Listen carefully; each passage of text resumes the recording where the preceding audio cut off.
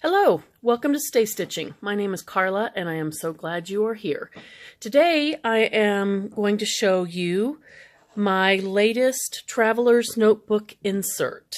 I made it in a garden journal theme. It has 24 pages, so 48 pages if you count both sides. I've tied it with this pretty ribbon just because it matches. I didn't attach it because this is, you don't have to do this. It will come with the ribbon, but this is a traveler's notebook insert, and it's designed to fit perfectly in a traveler's notebook. This is a Wanderings, and this is a Midori, and so it will fit perfectly inside of whatever brand of traveler's notebook you have.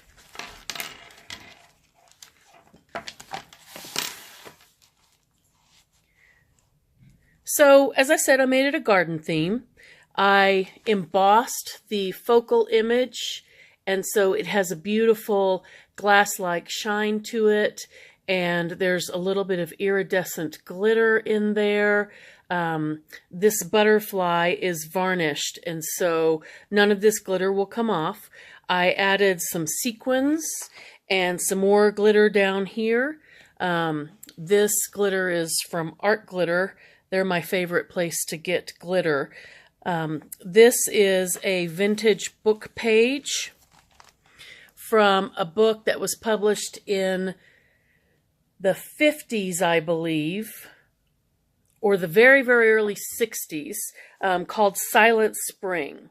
And it's a book about the environment and about some of the damage that people were noticing was occurring even way back then.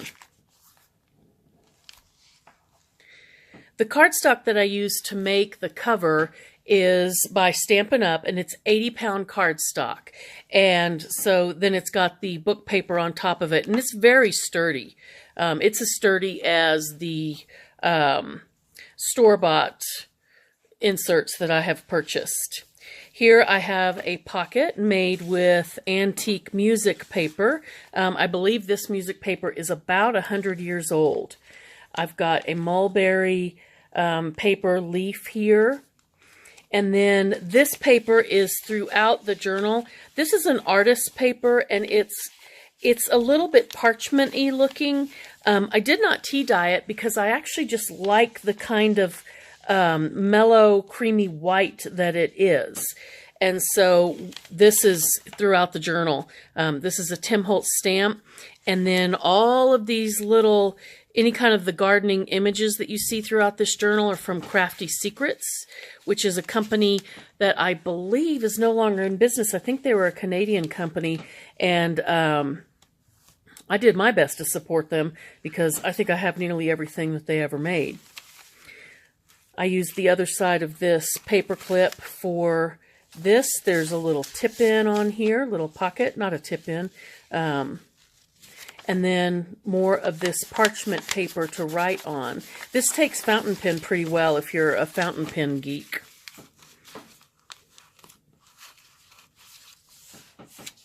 And then here's some vintage bingo paper.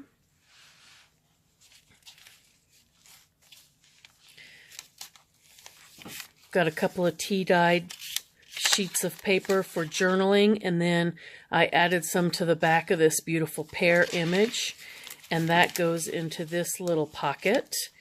Here is another piece of that gorgeous music paper. This is from a reporter's notebook. I have a degree in journalism, and for many, many years worked as a reporter all through college and then as my career. And so I have a bunch of these around, and I really like the way they look when they're tea-dyed.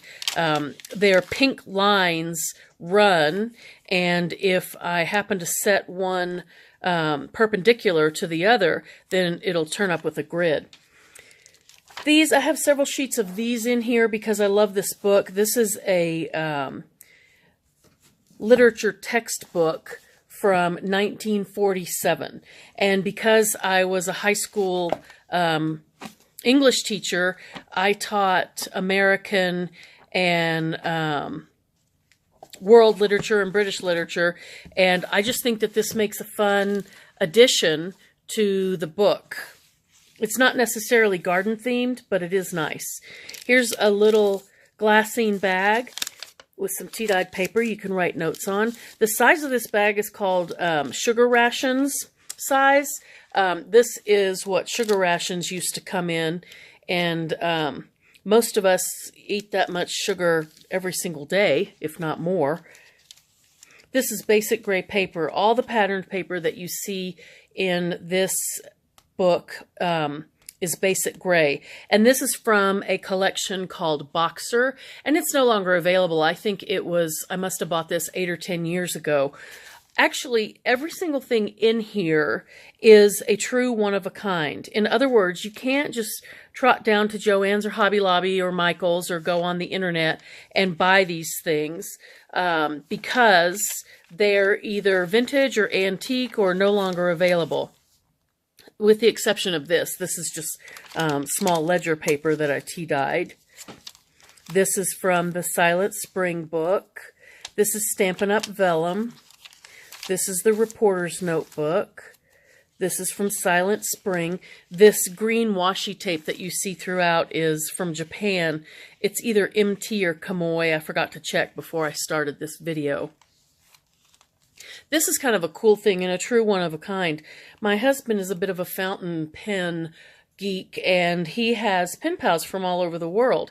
And after he responds to a letter, he gives it to me. And what I do is I dip it into my tea dye baths, and then the ink transfers onto whatever paper I have in there. This happens to be cardstock, and so this is backwards and smeared, so I don't feel like I'm invading anyone's privacy by putting this on here.